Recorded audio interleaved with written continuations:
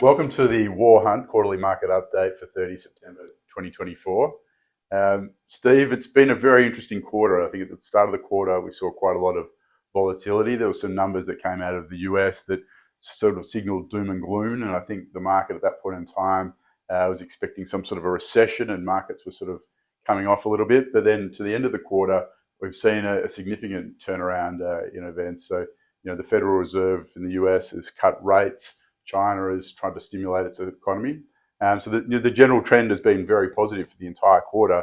But interestingly, there's been a lot of volatility, lots of ups and downs for those that have sort of tracked it over the last few months. But great news is positive for the quarter, and a really strong 12-month return to the end of September. If you look at the Australian market, it's been a story of two economies again, or a tale of two cities, where banks have been performing extremely well, but resources have been on the nose, largely because China has sort of been in the doldrums up until the last week or two, where the Chinese government's trying to stimulate the economy, and that's seen a bit of a bounce in resources. So, Steve, with that backdrop, how have markets performed in Australia and more broadly internationally? Yeah, Sam, well, why don't illustrate some of the points you've just made. First of all, I'll put up a chart of not only the US market, the S&P 500, but also the volatility index, which I've plotted there as well. The fear index that we all became so familiar with during fear index. And if you look at that big spike in early August, that's the fear index going berserk. In fact, it was the third largest spike in the history of the volatility index. And you can see the corresponding fall in the US market. And Sam, to your point, people really thought this is it, we're hitting the recession. So is the volatility index is kind of an expectation of what market's going to do? Maybe just a little bit more information on what is that fear index? Yeah, the fear index just really measures the ups and downs of the market, how much it's moving, but it always corresponds to the down. So in general, you can also see the volatility index goes up when the market goes up. But in general, when people see a spike in volatility, it means the market's potentially going down. Going down. Yeah. But you can see that's very short-lived. The market went down and popped back up again within a few days. So obviously, market's a bit sort of toey, Sam. They're looking for news, at least at that time. And then as the quarter moves on, to your point, wow, the US got a big 50 basis point rate cut, and by the end of the quarter, it was happy days. So overall, you can see the US market has returned over 25%, and so has the NASDAQ, the high tech market.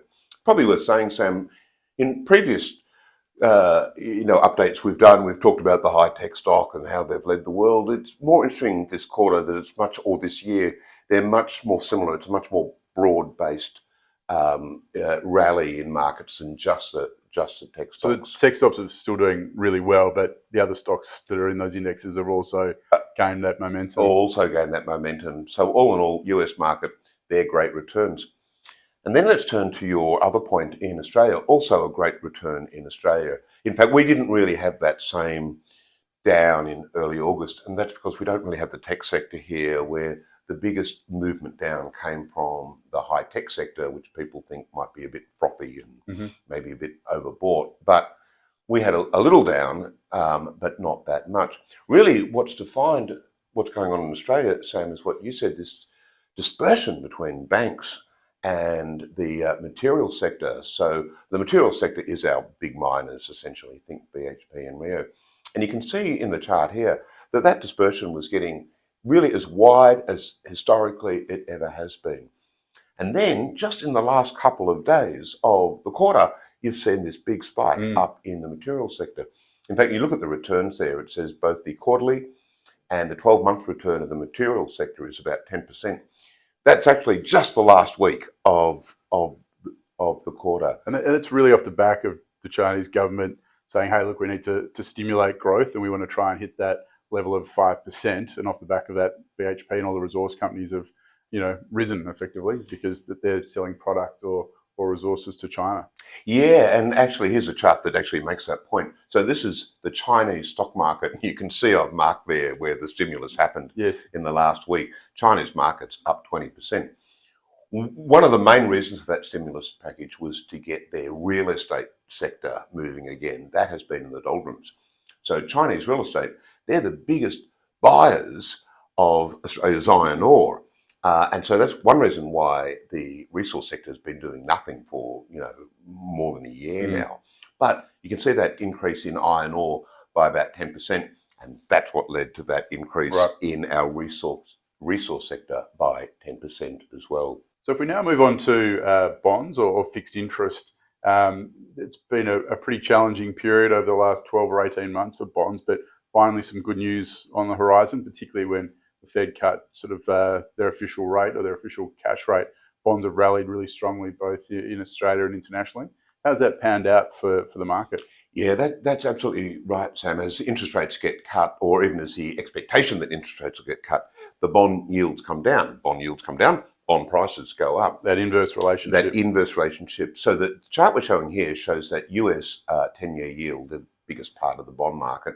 And you can see it's quite volatile. People tend to think that bonds aren't volatile, although after 2022, I think everyone's got the picture now. I think so. So yields are still volatile. They're just nowhere near as volatile as equities. But you can certainly see that in the last quarter, those yields have come down. And consequently, in that chart, we're also plotting under that the quarter-by-quarter return of the global bond index hedged back to Aussie dollars. So the quarter's got a great return, over 4% for global bonds. But the whole year in global bonds, returning over 9%, Sam. Wow. And Aussie bonds are returning 7%, also a good return. So back in 2022, that was the worst bond bear market on record. It was like a 1 in 40 year experience.